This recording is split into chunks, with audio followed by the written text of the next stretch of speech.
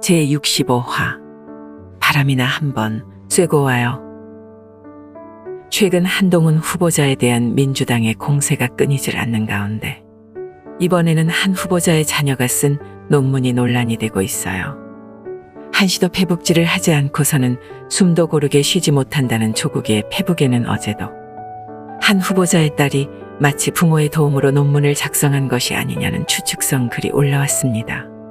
고교 1학년생이 2021년 하반기 다양한 분야의 주제에 대하여 단독 저자 영문 논문 6편을 작성하여 4개의 저널에 게재하였고 기간과 출품 개수를 종합해봤을 때 한 달에 한 편씩 논문을 쓴 것이며 이와 별도로 2021년 11월 자신과 단체의 이름으로 전자책 4권을 출판했다고 적었는데요.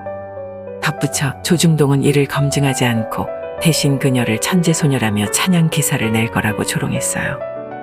일단 조국의 이 같은 쓰레기 선동글의 배경은 역시 한걸레 기사입니다.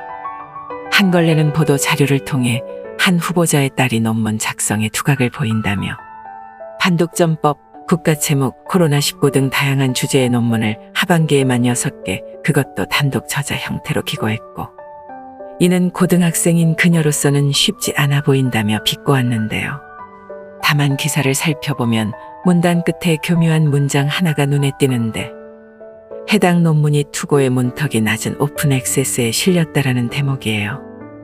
일단 한걸레 스스로도 높은 전문성이 요구되는 곳이 아니라고 적어놓았죠.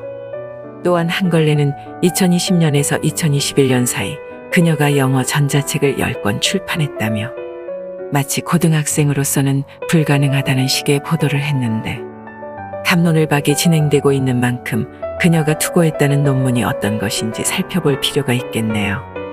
만일 정상적이고 일반적인 논문이 맞다면 단시간 내에 다양한 분야에 관하여 고등학생이 여러 건의 논문을 작성하는 것이 불가능하다는 저들의 말도 일리가 있으니까요. 앞서 비웅신과 멍청이에서 비웅신을 담당하는 남국이가 인터뷰를 통해 한 후보자 딸에 관련 논란을 부추기면서 논문이 아니라 에세이일 가능성이 있다고 흘렸는데 일반적인 수십 페이지 분량의 논문 형식을 갖추고 있지는 않다고 이같이 말했습니다. 또한 조국이가 좌표를 찍은 한 후보자 딸이 작성한 논문의 링크를 들어가서 보면 총 5페이지, 이 중에 요약과 출처를 제외하면 달랑 3페이지의 분량, 이전 자료를 인용한 레퍼런스에 기초한 내용 등을 확인할 수 있어요. 쉽게 말해 조민희가 제1저자로 등록돼 논란이 된 수십 페이지에 달하는 의학 전문 논문과는 결이 다르고 사회적 이슈에 대한 자신의 생각을 골자로 한 내용이 주를 이룬다는 거예요. 실제 한 커뮤니티에서는 애들 학교 숙제 올리는 수준의 자료를 논문으로 둔갑시킨 한걸레의 행태를 꼬집기도 했는데요. 조국이의 경우 논문을 많이 써와서 이런 수준의 자료가 논문으로 해석될 수 없다는 걸 알면서도 한 후보자와 자신을 같은 선상에 놓기 위해 수작을 부린다는 것이 중론입니다.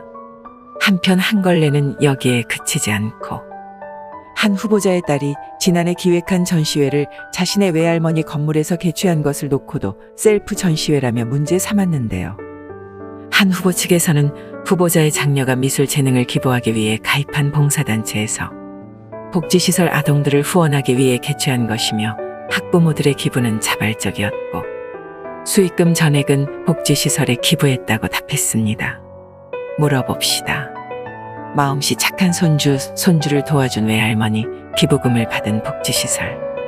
여기에 무슨 문제가 있나요? 한걸레야. 좌파 여러분. 결국 일련의 과정을 종합해보면 여러분들은 한 후보자가 가진 것도 많은데 선한 영향력까지 행사하니 뭔가 못마땅해서 뭐라도 집어내고 싶은 것 같아요. 한 후보자 내외는 사회에서 이른바 출세한 사람들이고 학업에 소질이 있는 자녀에게 물심양면 지원하는 것은 자연스러운 일이죠. 이런 정황이 나중에 대학 진학 때 유리하게 적용되는 것 또한 자연스러운 일이고요. 잘못된 이념관 때문에 출세할 길은 막막하고 훌륭한 배우자는 꿈도 못 꾸니 착하고 똑똑한 딸아이를 가질 생각도 애초에 없는 여러분다운 모습입니다. 아무리 공격을 해도 유효타가 없으니 답답하겠어요. 날씨 좋잖아요. 바람이나 한번 쐬고 와요.